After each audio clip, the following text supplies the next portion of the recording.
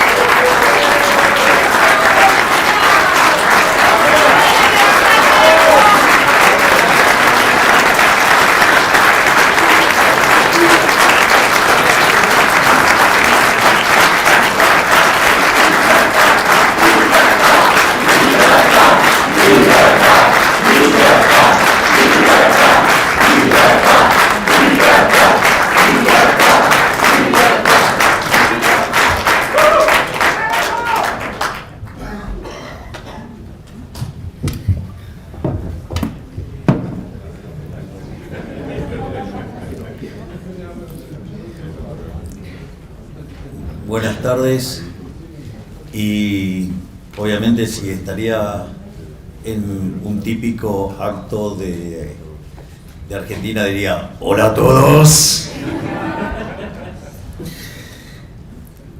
En primer lugar deseo dar las gracias por este reconocimiento a esta lucha que hemos iniciado hace muchos años y que está dando frutos inesperados. Así que primero deseo dar las gracias por este reconocimiento a esta tarea que estamos llevando a cabo. Por otra parte, me gustaría contarles acerca de mi experiencia, de cómo llegué a las ideas de la libertad, porque no es que fui liberal desde el primer momento. En rigor, igual no me siento mal porque Hayek originalmente era socialista. Y como bien dice... y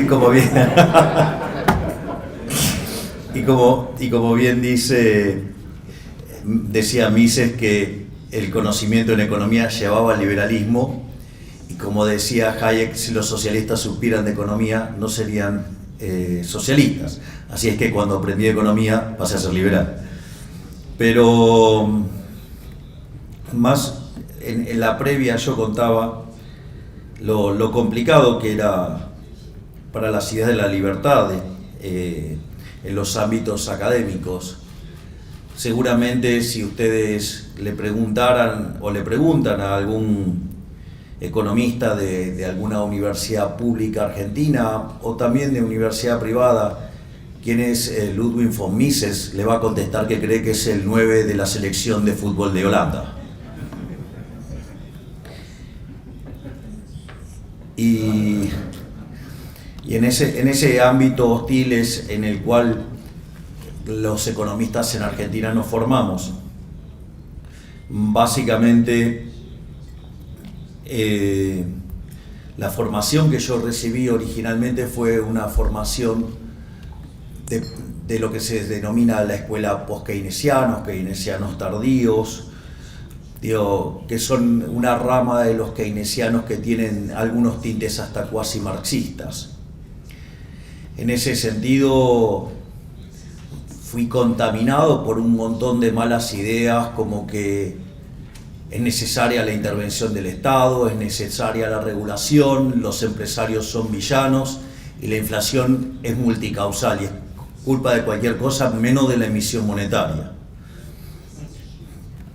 Y en ese contexto en el que fui formado, es más, cuando tomé mi primer curso de crecimiento económico, básicamente el profesor poco nos enseñó de crecimiento económico y nos enseñó de muchos autores de desarrollo que poco tiene que ver con lo que hoy uno entiende como crecimiento económico, pero me quedaron algunas marcas de algunos profesores aislados o de leer libros y estudiar hasta las citas o irme, por ejemplo, a la biblioteca del Banco Central, que en aquel momento era la biblioteca de economía más grande de la Argentina, y me iba y me encerraba solo a leer cosas alternativas a las que me enseñaban en la universidad, y ahí fui conociendo a otros autores. Sin embargo, digamos, tuve esa formación y mi primer maestría la hice, digamos, en economía keynesiana, y ahí fui conociendo las distintas vertientes del keynesianismo. Entonces ya no solo había estudiado los keynesianos, digo, los post-keynesianos, estos keynesianos con algunos tintes marxistas, sino que ahí también pasé a estudiar lo que se denomina los keynesianos modelo Forte, y también a estudiar ya unos keynesianos un poco mejorados, como son el caso de los keynesianos neoclásicos, que es básicamente el tipo de keynesianismo que uno hoy conoce regularmente. Y con ese herramental salí a trabajar, a buscar trabajo y a tratar de ganarme la vida trabajando como economista, y la verdad es que era bastante frustrante, era una concatenación de frustraciones permanentes todo lo que me pasaba, porque si bien las cosas que decían no desentonaban con lo que decían el resto de los profesionales en Argentina, yo me daba cuenta que era un errador serial, era un pifiador serial, era una máquina de cometer errores, y que en realidad teníamos toda una serie de artilugios para esconder todos esos errores, y que siempre, digamos, se les cargaba las tintas sobre, por ejemplo, se cargaba mucho las tintas sobre las expectativas, o sea, pero digamos las expectativas no puede ser más que el propio modelo. O sea, hay una reflexión de Hayek sobre eso, casi mofándose de la forma, digamos, en la cual las distintas ramas neoclásicas se van justificando. Al mismo tiempo, empecé a dar clases de microeconomía, y eso la verdad que fue una verdadera bendición, porque ahí me empecé a formar, no tanto en el formato de la macroeconomía convencional, sino empecé a trabajar fuertemente con los microfundamentos. Y cuando ustedes analizan la estructura de un curso de microeconomía, les abre al menos una ventana para que empiecen por lo menos a olfatear las ideas de la libertad. Y como dar clases de microeconomía me divertía muchísimo, además me gustaba mucho dar, aparte yo me ocupaba activamente para que el curso finalizara con equilibrio general, que es el mismo campo de aplicación de la macro, pero con microfundamentos. Estas cosas hoy parecen redundantes, hace 30 años atrás no era así, el debate era distinto. Piensen que recién en la década del 90 se empieza a trabajar de manera como una macro microfundamentada intertemporal de bases sólidas. Entonces, en este contexto, también, digamos, fue de muchísima utilidad el hecho de trabajar con la microeconomía, digamos, y eso abría también otras ventanas, y ahí, digamos, fui perfeccionando mi pensamiento neoclásico. Además, la matemática me resultaba amigable y por lo tanto, o sea, iba avanzando de manera confortable. Además, la microeconomía me daba muchas herramientas para trabajar. me permitía hacer que mi trabajo fuera muchísimo más divertido, que lo llenara continuamente de microfundamentos, pero también había ahí algunos problemas. Es decir, básicamente uno cuando en la parte 1 en general en un curso de micro, en un libro de micro tiene lo que es toda la teoría del consumidor, digamos, para derivar la teoría de la demanda, después viene toda la teoría de la firma para derivar la oferta, después pasa a las estructuras de mercado, va el caso de la competencia perfecta, que digamos Hayek tiene un excelente punto sobre la crítica a la competencia perfecta. Digo, es tan ridículo el modelo de competencia perfecta que no termina habiendo, digamos, o sea, los agentes son todos precios aceptantes, o sea, tiene un comportamiento básicamente como si no existiera nada, entonces, o sea, es bastante contradictorio. Y a partir de ahí empiezan los fallos de mercado, ya sea las estructuras de mercado concentradas o con su contrapartida técnica, matemática, si ustedes quieren, que es básicamente que se definen como no convexidades. Aparece el problema de los bienes públicos, de las externalidades, los problemas de información asimétrica, los problemas de falla de coordinación y teoría de los juegos. Y después uno ya va a la parte de equilibrio general, pero toda esa parte de las fallas de mercado también es un germen muy importante, y de hecho es una de las cosas en las que yo, digamos, en mi reciente libro Capitalismo, Socialismo y la trampa neoclásica ataco de manera directa. Pero más allá de eso, entonces, frente a la frustración que implicaba el trabajo, que solamente podía estar haciendo cosas de microeconomía, y entonces decidí hacer una segunda maestría, una maestría ya no tan basada sobre una escuela de pensamiento, sino una maestría mucho más ecléctica, y ahí fui conociendo distintas versiones para el enfoque. Ahí, digamos, me recrudecí en mi pensamiento neoclásico. Al mismo tiempo sentía un profundo desprecio por el Estado, pero no tenía la forma de canalizarlo.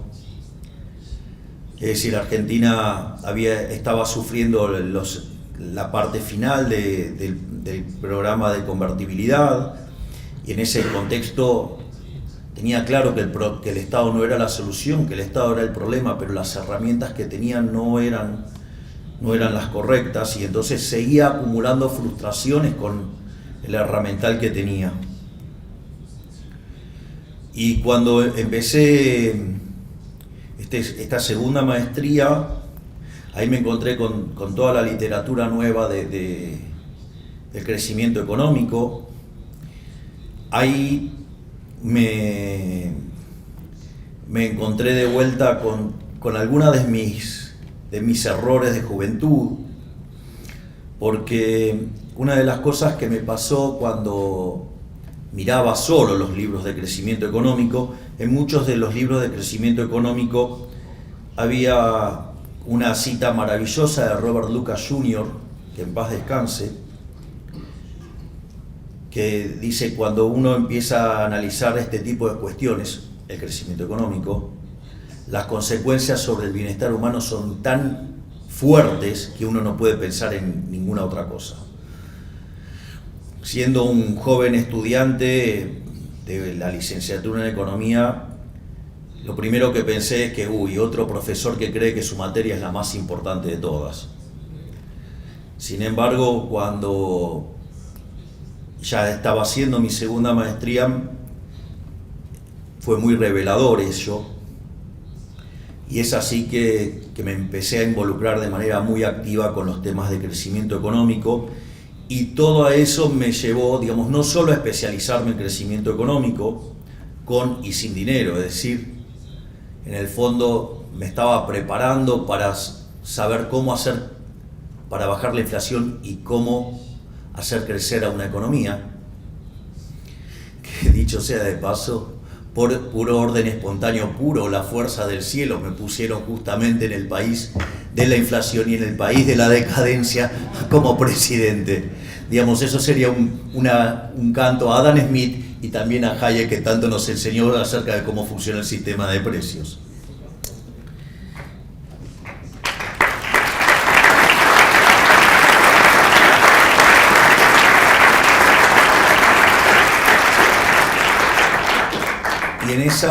Y en esa lógica, digamos, donde me empecé a especializar en crecimiento, donde leía cuánta cosa de crecimiento económico andaba dando vuelta, me involucré muy activamente en todo lo que es la teoría de los ciclos reales, o sea, el Real Business Cycle. Digamos, me gustaba la matemática, me gustaba la estructura, el Estado hacía ruido, por lo tanto, en ese sentido me sentía muy cómodo, tenía mejores explicaciones que las de antes, eran un poco arriesgadas, tomárselas al 100%, pero siempre uno podía mejorar un poco la modelación para tratar de explicar las cosas. Pero y ahí que ya me sentía muchísimo más tranquilo, más confortable, más cómodo, bueno, vino la crisis subprime. Y en ese momento, al llegar la crisis subprime, y en especial con los problemas del global imbalance, o sea, del desequilibrio global, y cómo esto impactaba, digamos, en lo que tenía que ver Estados Unidos, China y Europa, y cómo nos avecinábamos a una catástrofe similar a la Gran Depresión, eso me obligó a tener que volver a leer autores como Keynes y a Milton Friedman. Es más, de hecho, la lectura de Keynes, o sea,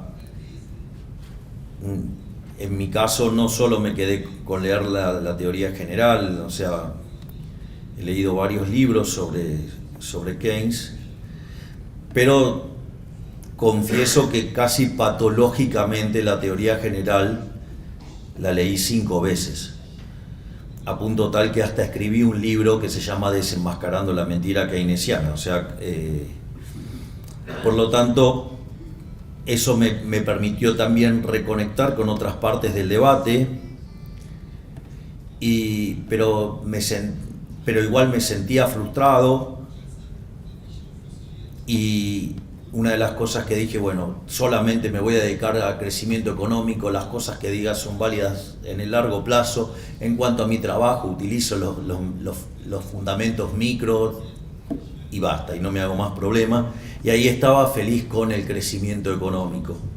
Y me quedé ahí haciendo crecimiento económico, me quedé en ese lugar, sin tener que confrontar en el corto plazo, porque ya me había dado cuenta que por todos los lados que andaban dando vuelta disponibles, en todos la cosa no funcionaba. Pero como todas las cosas buenas, en algún momento terminan. Y en un momento, cuando me invitan a dar una charla en el World Economic Forum, no la que hice lío, sino cuando era más digerible para el resto de los humanos. Entonces me invitan a hablar sobre demografía y crecimiento, y ahí no tuve mejor idea que empezar a revisar el trabajo de Angus Madison, y me encontré sus trabajos sobre economías milenarias, y ahí me encontré con sus estimaciones de población y del PBI per cápita a lo largo de 2000 años, es decir, desde el año 0 de la era cristiana hasta el año 2000.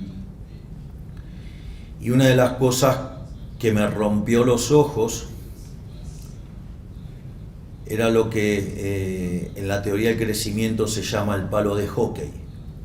cuando ustedes miran la serie del PBI per cápita desde el año 0 hasta el año 2000, ustedes van a ver que el PBI per cápita prácticamente está constante entre el año 0 y el año 1800. En rigor solamente sube 40% en el siglo XVI, es decir, justo después del descubrimiento de América. Pero si ustedes toman eso en esa serie, el PBI per cápita crecía a una tasa del 0,02%. Es decir, que ustedes para duplicar el PBI per cápita necesitaban 3.500 años. Sin embargo, después apareció la Revolución Industrial y en el siglo XIX la tasa de crecimiento se multiplicó por 33 veces, saltó a 0,66%, donde mucho de esa explicación tiene que ver con mejoras sanitarias y también con mejoras en la salud de las personas y la alimentación. Y cuando ustedes van al siglo XX se produce una nueva aceleración de crecimiento. En la primera mitad del siglo XX el crecimiento se acelera al 1,1%. En la segunda parte del siglo XX se acelera al 2,1%, y es más, si ustedes corrigieran por la subestimación de las cuentas nacionales, el crecimiento económico podría estar en torno al 3 o 3,5% per cápita. Es decir, que en los últimos 200 años de esa serie hicimos muchísimo más que lo que habíamos hecho en los primeros 1800 de esa serie, donde ya, como les había dicho, mientras que en la primera parte el crecimiento fue 40%, en la segunda parte que estamos mencionando el PBI per cápita se multiplicó por prácticamente 10 veces, para ser exactos 8 veces. Y al mismo tiempo 9 veces, perdón. Y al mismo tiempo la población se multiplicó por 8 veces. Es decir, que el PBI en los últimos 200 años de esa serie se había multiplicado por 72 veces. Más allá de que uno lo cuente como una historia del progreso y demás, eso para la teoría económica es un problema enorme. Cuando ustedes abordan el instrumental neoclásico, ustedes tienen que se asume la existencia de rendimientos constantes a escala o rendimientos marginales decrecientes. Es decir, que en la medida que ustedes agregan una unidad de factor, el producto crece, pero crece menos que proporcionalmente. Y ese problema, digamos, cuando ustedes miraban acá, la población se multiplicó por 8 veces y la producción por 9. Entonces claramente eso no tenía sentido. Ahora, la contraparte teórica de esto es que la existencia de rendimientos crecientes implica estructuras concentradas de mercado. Y las estructuras concentradas de mercado, el caso más extremo sería el del monopolio, pero cualquier situación de estructuras de mercados concentradas implican, desde el punto de vista de la eficiencia paretiana, algo que es malo. Entonces nos encontrábamos con una serie que nos decía, si uno miraba en los microfundamentos, que eso era malo para el bienestar. La pregunta era cómo algo que recibió a la población del mundo con un 95% de pobreza extrema y la había llevado en ese momento a niveles en torno al 10%, ¿cómo podía ser que la teoría económica dijera que eso era malo? Esa situación era verdaderamente muy desafiante. La verdad es que eso era un shock muy fuerte sobre lo que yo estaba pensando. Es decir, algo que la teoría económica decía que estaba malo, digamos, sacaba gente de la pobreza de manera fabulosa. La calidad de vida de los seres humanos nunca en la historia de la humanidad fue como la que tenemos ahora. Y frente a esa situación tremenda, una frustración intelectual enorme, empecé a buscar respuestas. Y afortunadamente un ex alumno de economía matemática que había trabajado muy bien y yo lo había llevado a trabajar a donde yo tenía un empleo formal, ese exalumno mío tenía la costumbre de leer autores austríacos. Y frente al dilema que yo tenía, me facilitó un artículo de Murray Newton Rothbard que se llama Monopolio y Competencia. Y esa fue una experiencia verdaderamente maravillosa porque es un artículo de 140 hojas y después de las 3 horas que tardé para leerlo, terminé de leer esas 140 hojas y dije, todo lo que enseñé de estructuras de mercado está todo mal. Es decir, durante 25 años estuve dando clases de estructura de mercado que están mal. Es decir, era una farsa. Y el efecto ese fue tan fuerte que le pregunté a esta persona dónde podía conseguir libros de estos autores. Y recuerde que, digamos, cuando ustedes iban a estos ámbitos académicos, Ludwig von Mises era el 9 de la selección de fútbol de Holanda. Entonces era una cosa como media complicada. Y entonces le pedí dónde podría comprar ese tipo de libros si no estaban en ningún lado.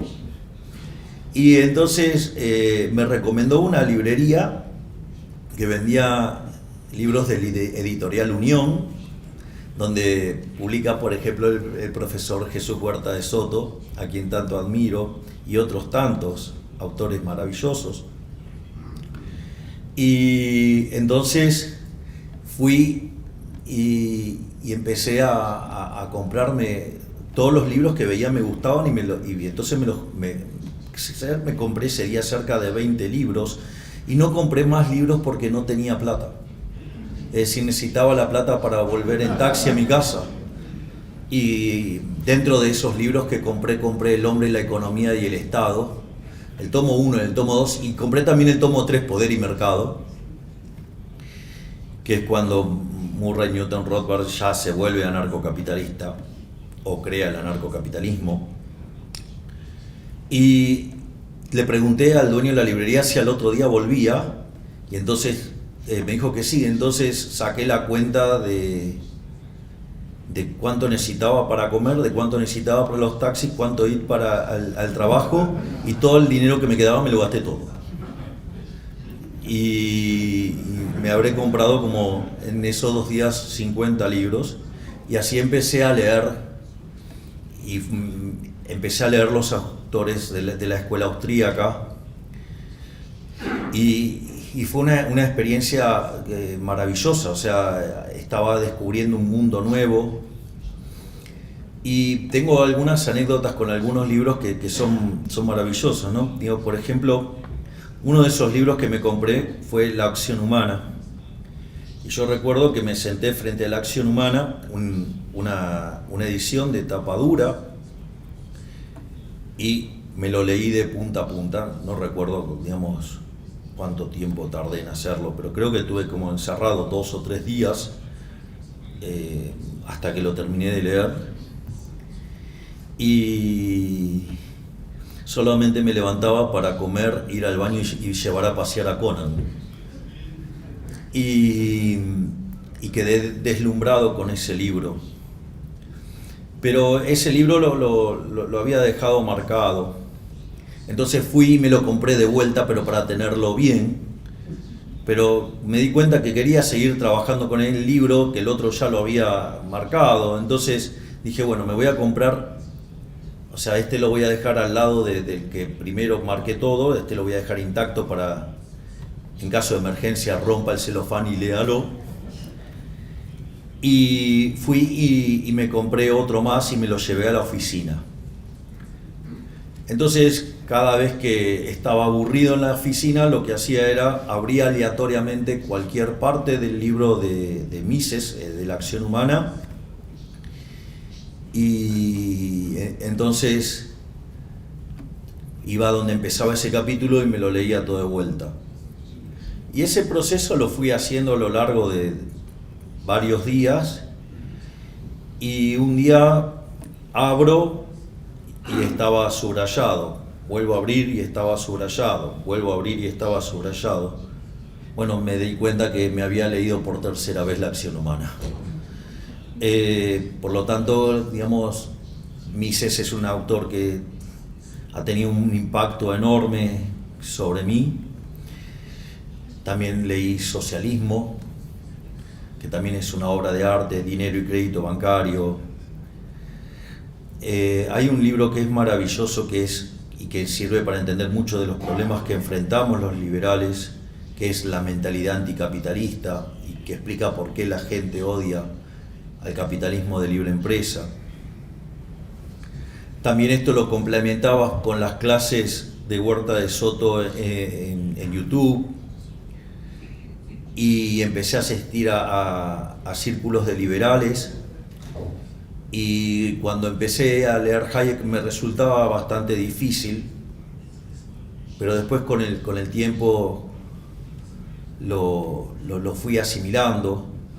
Hay libros que me resultaron más fáciles, como el caso de Producción y Precios, y hay libros que disfruté desde el momento cero, como Camino de Servidumbre, al cual, digamos, en su forma dinámica cito recurrentemente, o lo que tiene que ver el tema de la fatal arrogancia, o lo que son los fundamentos económicos de la libertad, donde ahí está uno de los artículos más imponentes también, que es El atavismo de la justicia social. Digo que bien le haría a muchos leer ese artículo. Y en ese sentido también, digamos, me involucré mucho leyendo a Rothbard, y inexorablemente terminé siendo anarcocapitalista. Y una vez que entré, digamos, a leer, digamos, a Rothbard, a Jesús Huerta de Soto, a Walter Block, a Hans Gemma Hoppe, nada, era un camino de ida, ya no podía volver más. Y en el medio empecé a aparecer en televisión. Argentina tenía un problema de inflación creciente. Argentina, de ser el país más rico en el año 1895, estaba cayendo de manera pronunciada, termina cayendo hasta el lugar 140 en el ranking, la inflación cada vez era más alta, y yo empiezo a participar en programas de televisión defendiendo las ideas de la libertad. Y la verdad es que al inicio era como la película Gladiator, era yo contra todos, o sea, y me encontraba contra 15 personas que todas defendían el Estado, el socialismo y todas esas cosas inexorables. Y además los kirchneristas eran bastante violentos para debatir. Ellos, digamos, como muchas de la izquierda, básicamente lo que hacen es ponerle 4 o 5 de los de ellos, y cuando ustedes están tratando de hablar y de hilar un razonamiento, empiezan a hablar encima de uno. Entonces uno se ve forzado a tener que levantar el tono para poder seguir el razonamiento, y entonces después me acusaban de estar gritando en los paneles. Lo más interesante que muchos de los que me acusaban eran los liberales de Copetín, que habían hecho del liberalismo una vergüenza, y que, digamos, las reuniones no podían llenar un ascensor. Digo, como el chiquitito de acá. Digo, no, y ascensorero. No, ¿cómo es de acá? Y bueno, y empecé a dar esas batallas titánicas en la televisión, y eso me permitió ir ganando popularidad. Y en un momento, cuando llegó la pandemia, ahí es como que la sociedad empezó a hacer un clic, porque al estar encerrados hubo una revalorización de las ideas de la libertad. Mire, les voy a contar una anécdota sobre lo que era ser liberal cuando yo empecé a discutir estas cosas en televisión. Un día yo estaba dando clases y un alumno viene súper ofuscado porque le había puesto un 0. Pero estaba todo mal lo que había hecho. No podía ni siquiera ponerle un 1, era regalarle nota. Entonces el muchacho, de manera muy violenta, viene a gritarme y su insulto es: usted es liberal. Me insultaba diciendo: usted es liberal. Entonces, frente a esa situación, le digo: dale, animate y repetímelo. Entonces me dice: liberal. Y yo le dije: gracias, muchas gracias.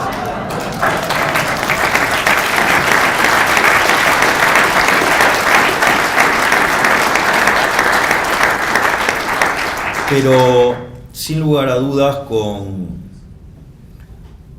la llegada de la pandemia, el COVID y las cuarentenas cavernícolas que se impulsaban desde la Organización Mundial de la Salud y que Argentina, digamos, adhería fuertemente, hubo toda una reivindicación de las ideas de la libertad. Y pasaron algunas cosas muy interesantes, porque muchos de mis seguidores eran personas jóvenes, es decir, y esto es muy interesante, ¿por qué, digamos, esas personas jóvenes, digamos, tenían tanta afinidad con lo que yo estaba haciendo? Básicamente eso es porque los jóvenes tienen menos tiempo de exposición al lavado de cerebro que es la educación pública, independientemente que sea de gestión estatal o de gestión privada, porque los contenidos los suele fijar el Estado. Entonces eso lo que hace es marcar la cancha, y determinada literatura ustedes no puedan acceder porque el Estado trata de bloqueárselos. Es decir, a ningún estatista o a ningún, digamos, político le va a gustar que ustedes lean Rothbard, porque, digamos, imagínense que le están torpedeando la fuente de ingresos, y en realidad, como ellos tienen el poder, digamos, el monopolio de la violencia, lo ejercen para que justamente no puedan acceder a esas ideas.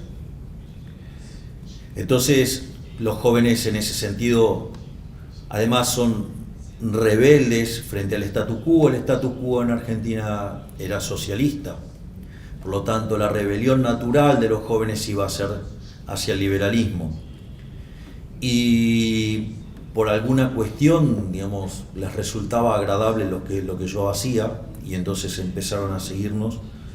Y durante la pandemia, al quedar esos jóvenes encerrados con sus padres y en algunos casos hasta con sus abuelos o con sus abuelos, ellos le empezaron a hablar de Milei, y le hablaban de Milei. Miren, ustedes, si un programa de televisión no les gusta, pueden hacer zapping. Ahora, si su hijo le dice: quiero que veas a Milei, quiero que veas a Milei, no pueden hacer zapping. En algún momento lo iban a lograr. Y lo lograron. Y entonces se empezó a extender esa situación, y empezaron a ver videos en los cuales yo hablaba de las ideas de la libertad, o presentábamos libros. Además, los libros nosotros los presentábamos con el formato como si siempre pensábamos en un formato como si fuera a ir a ver un recital de los Rolling Stones, de modo tal que ustedes siempre quisieran volver a verlo, o sea, generar esa situación. Y Por eso es que ustedes, digamos, pueden ver alguna presentación de un libro mío sobre Keynes, y por ejemplo la gente gritaba: Keynes, sos ladrón, Keynes, sos ladrón.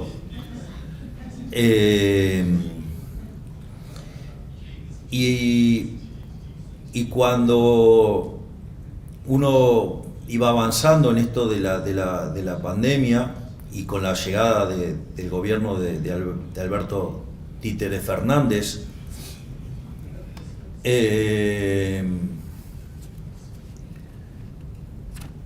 empiezan a implementar todas estas medidas salvajes, liberticidas, y en ese contexto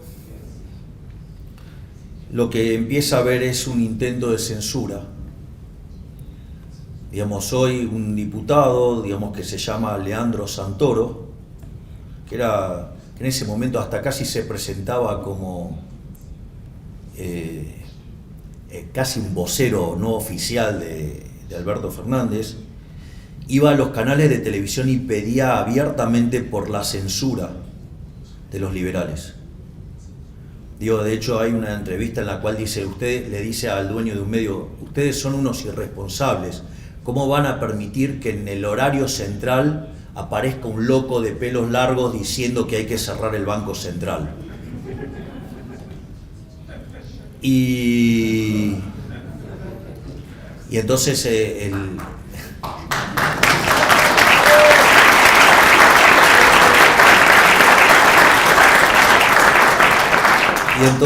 el conductor le dice: bueno, decime quién es. Y es tan cobarde Leandro Santoro que le dice: no, te lo digo fuera del aire. Y lo mismo pasó en otro canal también de corte muy kirchnerista, la misma situación, y ahí directamente ya estaban tan cebados en lo que estaban haciendo, que directamente decía que los libertarios éramos un problema, que había que prohibirnos, que había que sacarnos del aire, que no se nos podía dar lugar, que éramos peligrosos. Éramos peligrosos porque estudiamos, leemos. Una cosa verdaderamente impresionante.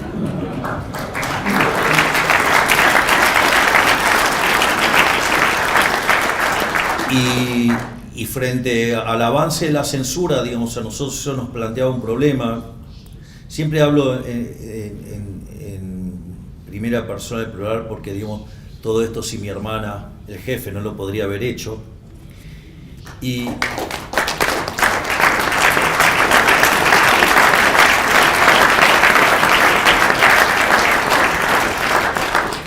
en un momento lo que nosotros veíamos es que si bajábamos la exposición en la televisión, no podíamos vender conferencias afuera y se nos complicaba el ingreso de dólares para gastar.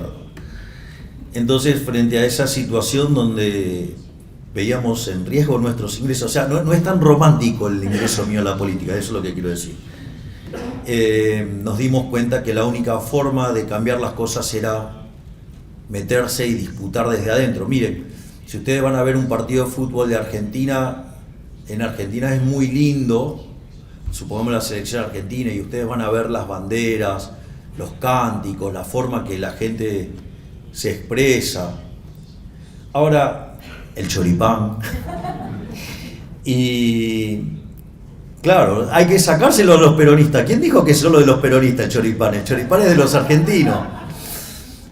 Y en ese sentido, el desafío es: yo puedo poner el balón en el medio de la cancha, y por más que la gente grite, cante y haga cosas hermosas, la pelota no se mueve. La pelota no se mueve. Tiene que entrar alguien y patear, porque si no, ellos patean y siguen haciendo goles, no les importa que del otro lado no haya nadie. Y es así que nos decidimos meter en política, y una de las cosas que nos pasó es que vino una persona y nos dijo: bueno, decime si tenés algún esqueleto en el placar. Y con mi hermana nos miramos y dijimos: no. Entonces me dice: no me importa lo que me digas, te voy a investigar. Y entonces, después de 2 meses, esa persona vuelve y me dice: te tengo una noticia buena y una mala. Bueno, como soy un perfeccionista, le dije: primero decime la buena, si trabajo sobre la mala. Entonces me dice, la buena es que no te encontramos nada. Dije, pero eso es buenísimo. No, eso también es malo, porque entonces te lo van a inventar. Y como no sabes lo que te van a inventar, es un verdadero problema, porque ni siquiera sabemos, porque si tenés un muerto en el placard, vemos cuando lo sacamos. O sea, ahora no tenés muerto en el placard, te lo van a inventar, no sabés qué te van a inventar, va a estar complicado. Y vaya que me inventaron un montón de muertos en el placard. Debo tener un cementerio dando vuelta a mi alrededor.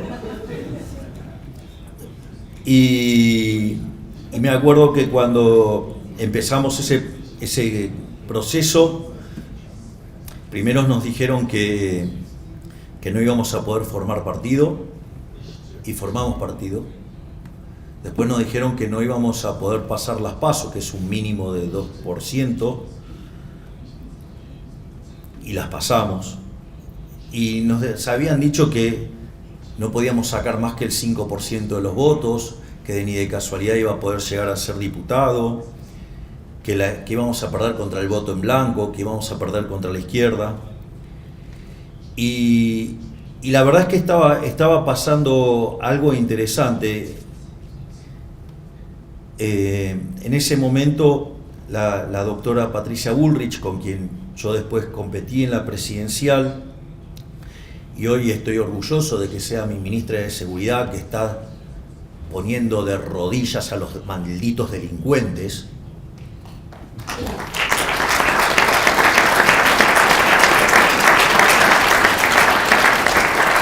Mientras que todos me subestimaban, ella dijo algo muy interesante. Y les va a resultar lindo, el comentario, porque dice, miren, habría que prestarle un poco más de atención, porque que alguien se ponga a hablar frente a 20.000 personas de Hayek no es algo normal. Es decir, entonces, evidentemente algo estaba pasando. Y no solo eso, sino que además en nuestros actos, una de las cosas más atípicas era que se vendían libros, y todos libros de la escuela austríaca. Pero no solo eso, sino que además, como parte de la campaña, a mi hermana en un momento se le ocurrió si todos me valoraban como docente, ir y dar clases en las plazas. Y entonces íbamos a dar clases en las plazas. Y la verdad que contra todo pronóstico terminamos sacando 17% de los votos y logramos 2 bancas para diputados nacionales. Mi compañera de fórmula, Victoria Villarroel, desde ese momento está junto a mí. Y logramos 5 bancas de legisladores. Y cuando asumimos, recuerdo que un periodista muy grosero del canal de Diputados TV me dijo, pero ustedes van a ser 2 diputados en 257, no van a poder hacer nada, porque son insignificantes dentro de la Cámara. Y en ese momento, justo para esa parte del año, que es en torno a mediados de diciembre, o sea, las asunciones son el 10 de diciembre, es la fiesta de Hanukkah en el calendario judío. Y la fiesta de Hanukkah recuerda, la proeza de los macabeos para recuperar el templo. Y dice, hay una frase muy interesante que dice, la victoria en la batalla no depende de la cantidad de soldados, sino de las fuerzas que vienen del cielo. Y eso después se convirtió en nuestro eslogan, las fuerzas del cielo, porque íbamos a pelear contra enormes adversidades y entonces la historia de los macabeos nos encendía y nos daba ganas de seguir peleando. Y es más,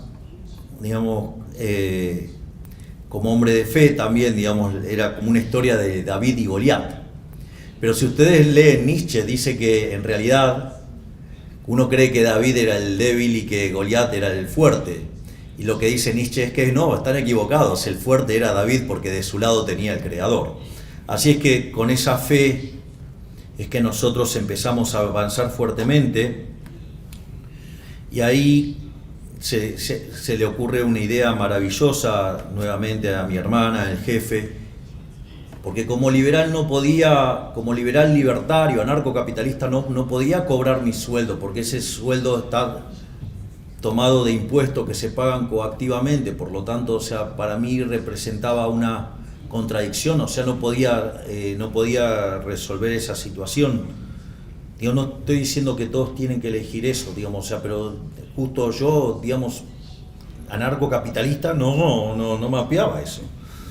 Entonces estaba bien en convertirme en el topo del sistema, romper el sistema desde adentro, pero cobrar no mapeaba. Y en ese sentido a mi hermana se le ocurrió una idea genial que fue la de sortear la dieta. Porque si lo hacíamos a dedo, digamos, éramos como cualquier otro político que hacía populismo, digamos, si lo hacíamos a dedo. Entonces esto, digamos, directamente lo determinaba el azar. Y cuando nosotros hicimos eso, hicimos ese sorteo en la ciudad de Mar del Plata, que es una ciudad turística argentina, se convocaron cerca de 10.000 personas, vinieron a eso, y en ese contexto hicimos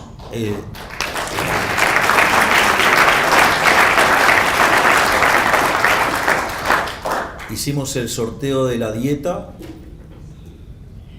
y fue tapa en más de 30 diarios de países muy importantes en el mundo. Y entonces ahí dijimos, acá hay algo. O sea, descubrimos que había una oportunidad de ir por algo más grande y nos involucramos en la carrera electoral. Digo, creo que ya es historia conocida y llegamos al balotaje, ganamos en segunda vuelta con una amplia diferencia y nos encontramos con una economía básicamente destruida. Es decir, pero nosotros nunca lloramos o lamentamos de lo que heredamos, porque también hay que decir esto, las condiciones bajo las cuales un liberal libertario de las características que yo tengo llegué a ser presidente, era obvio que no iba a ser el jardín del Edén. Y en ese sentido, cuando llegamos, nos encontramos con la inflación mayorista corriendo un ritmo anual del 17.000%, que hoy, digamos, la inflación mayorista, digamos, viene bajando al 50%. Sigue siendo un número espantosamente alto, pero desde 17.000 a 50 hay un mérito enorme.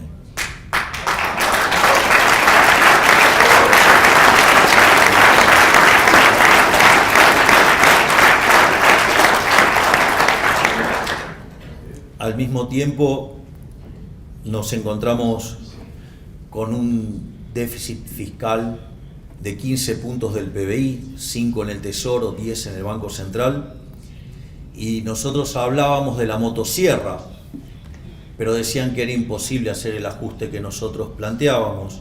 Decían que como mucho se podía hacer un ajuste de un punto del PBI en el Tesoro y que, bueno, lo del Banco Central se iba a arreglar.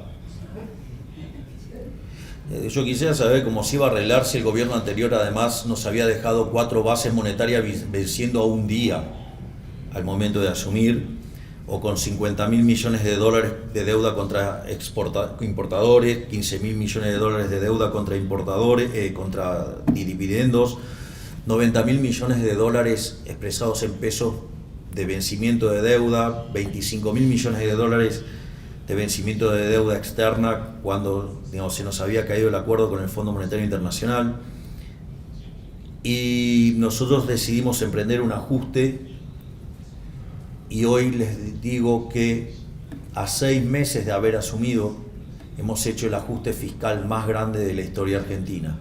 Hemos ajustado 15 puntos del PBI.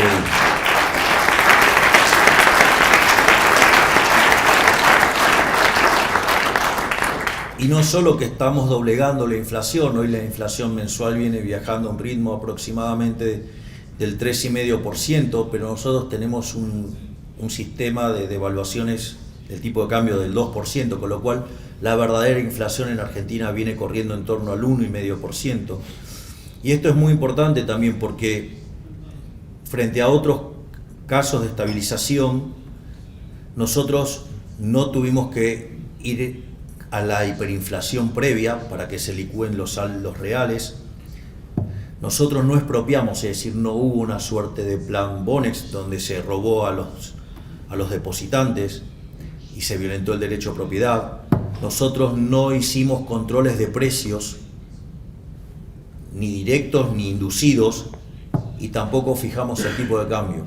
Es decir, lo estamos logrando en un contexto de plena libertad y de recomposición de precios relativos. Y de vuelta, los números son verdaderamente impresionantes. Obviamente que esto, digamos, no iba a ser libre de costos, pero nosotros eso se lo dijimos siempre en la cara a la gente. Les dijimos que no hay plata, les dijimos que iba a ser duro, que el inicio iba a ser complicado, pero que si lo hacíamos iban a empezar a ver buenos resultados. Y a diferencia de lo que nosotros creíamos, la verdad es que la respuesta está siendo mucho más rápida de lo que imaginábamos. Si bien el primer trimestre fue muy dura la caída, la forma en la cual diseñamos el programa hizo que fuera menos de la mitad de lo que fue la caída del peor momento del 2002, que fue del 16%. Y lo que se empieza a ver, los primeros indicadores que tienen que ver con el mes de abril y mayo, es que empieza a haber recuperación. Es decir, los datos contra el año anterior son negativos, pero cuando uno mira el mes contra mes desestacionalizado, empieza a haber crecimiento, empieza a haber signos de recuperación. De hecho, los índices de difusión, que miden la cantidad de sectores que están empujando positivamente, ya han pasado hace 2 meses el 50%, y ya van 2 meses seguidos donde el indicador líder, que es el que anticipa lo que va a pasar con la actividad económica, está recuperándose. Por lo tanto, no solo hemos dado la batalla cultural, sino que ahora la estamos llevando a cabo en los hechos, y el motivo por el cual los socialistas están tan violentos es porque está funcionando y se les está cayendo la mentira.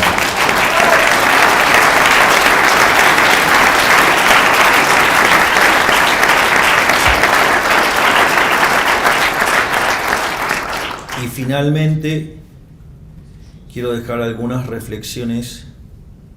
Una es que defiendan las ideas con pasión y crean en las ideas porque funcionan.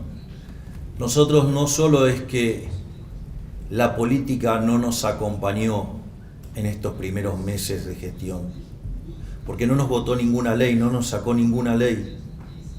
Fue una máquina de impedir todo el tiempo. Es decir, no es que no solo no ayudaron, sino que además, desde el primer momento intentaron hacer un golpe de Estado.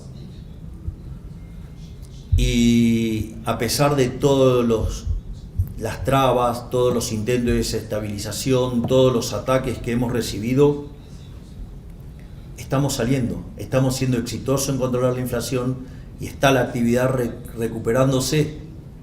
Es decir, las ideas son tan fuertes, que aún toda la casta política, la peor parte de la política argentina, toda en contra y tratando de impedir, que se ha llevado distintos gobiernos a lo largo de la historia, les estamos ganando gracias a las ideas de la libertad.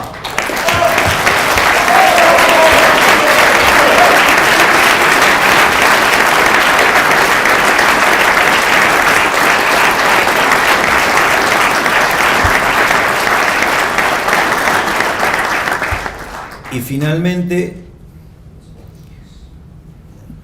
previo a viajar, digamos, ya está por salir lo que se llama la ley de bases.